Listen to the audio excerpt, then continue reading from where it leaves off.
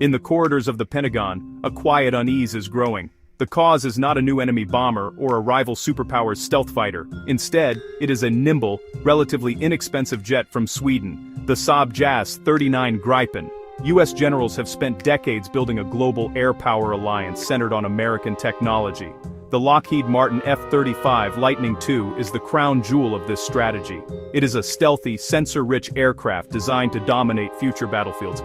But the Gripen represents a different philosophy, one that is gaining traction with key American allies. This growing interest is causing significant concern among U.S. military planners who see their carefully constructed system of interoperability facing a serious challenge.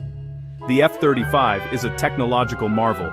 It is designed to be the quarterback of the sky, gathering vast amounts of data and sharing it seamlessly with other allied forces. This network-centric approach is the cornerstone of modern American military doctrine. To make it work, Washington has encouraged its partners to buy the F-35, creating a unified community of users who share a common logistics network, training syllabus, and tactical playbook. This standardization is meant to create an overwhelming advantage in any conflict. It ensures that a Norwegian F-35 can be repaired at an Italian base, and a British pilot can understand the data coming from an American jet. The program fosters deep military and industrial ties, binding allies closer to the United States. The Gripen, however, offers a compelling alternative. It is not a stealth fighter like the F-35. It is a lighter, more agile jet designed for a different kind of war. Its primary selling point is operational independence. The Gripen is built to be easy to maintain and to operate from dispersed, unconventional locations, such as reinforced public roads or small, austere airfields. This capability reduces its reliance on large, vulnerable main operating bases, a feature that is particularly attractive to nations wary of being tied to a complex US-led supply chain. For countries that want to maintain a degree of strategic autonomy, the Gripen presents a pathway to a powerful air force without becoming entirely dependent on Washington's support. This fundamental difference in design philosophy is what makes U.S. generals nervous. The F-35 program is as much about political influence as it is about military capability. When a country buys the F-35, it buys into the entire American ecosystem of support, upgrades, and foreign policy alignment. The Gripen, with its emphasis on self-sufficiency and its non-American origins, threatens to break this mold. Each sale of a Gripen to a U.S. ally or partner is seen not just as a lost sale for Lockheed Martin, but as a small crack in the foundation of the American-led global air power structure. It signals a desire for independence that could complicate U.S. strategic calculations in a future crisis. Nowhere is this challenge more apparent than in Canada. The Canadian government had committed to purchasing 88 F-35A jets, a decision that cemented its long-standing military partnership with the United States. However, by late 2025, that commitment began to waver. Citing strained relations with the Trump administration and a desire for greater domestic industrial benefits, Prime Minister Mark Carney initiated a review of the multi-billion-dollar deal. While the initial batch of 16 F-35s is already in production, the fate of the remaining 72 aircraft is now uncertain. This sudden hesitation from one of America's closest neighbors and defense partners sent a clear signal that the F-35's dominance is not guaranteed. Saab was quick to capitalize on this opening. The Swedish aerospace giant presented Ottawa with an enticing proposal. It not only offered its Gripen EF fighter, but also promised to build a new assembly line for the jet on Canadian soil.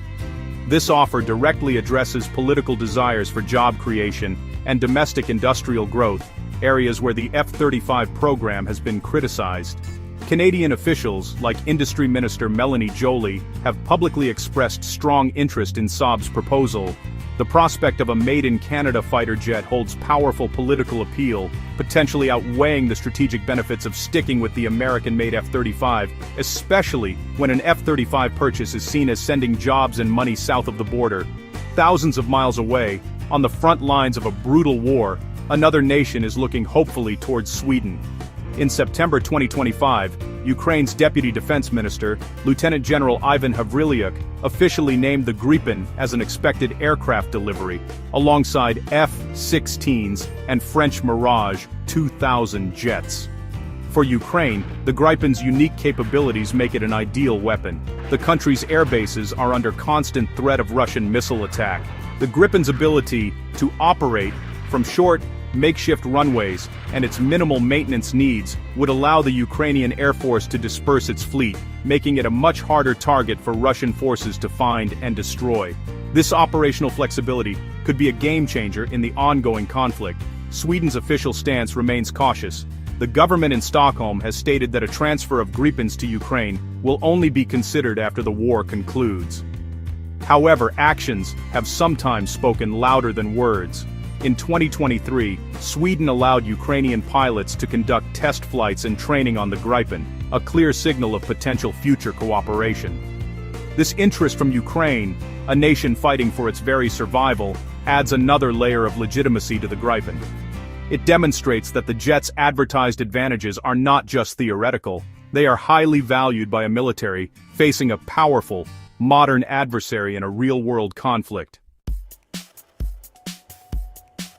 The prospect of key allies operating the Gripen creates a series of logistical and operational nightmares for US and NATO military planners. The entire concept of the F-35 alliance is built on interoperability, the ability of different nations' forces to work together seamlessly. This requires common equipment, shared logistical chains, and unified command and control systems. If a country like Canada were to operate a mixed fleet of F-35s and Gripens, or if Ukraine were to fly Gripens alongside F-16s, this seamlessness would evaporate. Each aircraft type requires its own unique spare parts, ground support equipment, maintenance specialists, and software updates. Running two separate logistical systems is exponentially more expensive and complex than running one. This complexity translates directly into reduced combat effectiveness. A retired Canadian Air Force chief starkly warned that a mixed fleet would be close to useless in a high-intensity conflict. Imagine a wartime scenario where an airbase has to support both types of jets. Ground crews would need two sets of tools and training. The supply depot would need to stock two different inventories of everything from tires to missiles. This duplication of effort creates inefficiency and introduces multiple points of failure. In the heat of battle, when every sortie counts, such logistical friction could be the difference between success and failure. It slows down the pace of operations and makes the entire force more fragile. Beyond the logistical headaches, there are serious operational disconnects. The F-35 is designed to be a stealthy data fusion hub, sharing its advanced sensor picture across a secure network with other F-35s and compatible assets. The Gripen, while featuring a sophisticated data link of its own, is not built to integrate into this specific, US-designed network. This means that an F-35 pilot might not be able to securely share their full tactical picture with a nearby Gripen pilot, and vice versa. This creates a haves and have-nots situation on the battlefield, undermining the unity of command and situational awareness that is critical for modern air combat. It forces pilots to rely on older, less secure methods of communication, negating many of the F-35's primary advantages. These interoperability concerns are at the heart of the US general's anxiety. NATO's strength has always been its collective power, the idea that the militaries of its member states are more than just the sum of their parts. This requires deep integration at every level. When allies choose different primary platforms, that integration frays, it creates seams that an adversary can exploit. The worry is that a patchwork of different fighter fleets, each with its own supply chain and communication system, would transform a cohesive allied air force into a disjointed collection of individual squadrons. In a major conflict, this lack of cohesion could prove to be a fatal weakness for the alliance.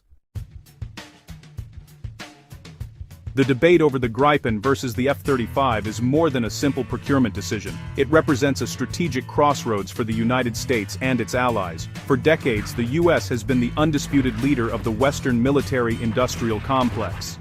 Its technology set the standard, and its industrial might supplied the arsenals of its partners.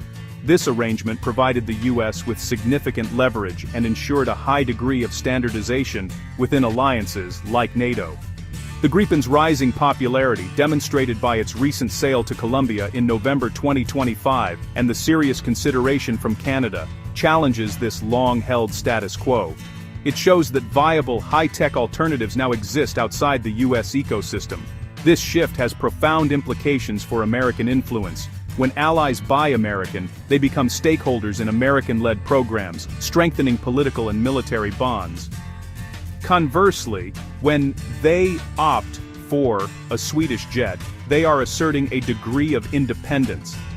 They are signaling that their national interests, whether industrial, political, or purely operational, may not always align perfectly with Washington's. For U.S. generals, this trend is alarming because it could weaken the very fabric of the alliances they depend on to project power and maintain global stability. A less unified alliance is a less predictable and potentially less reliable one in a time of crisis. The issue is particularly acute for NATO. The alliance's credibility rests on its ability to act as a single, unified force. The introduction of multiple, non-interoperable fighter fleets complicates joint planning, training, and, ultimately, wartime operations. While some diversity in equipment is inevitable, a fundamental split in frontline fighter capability is a much more serious problem.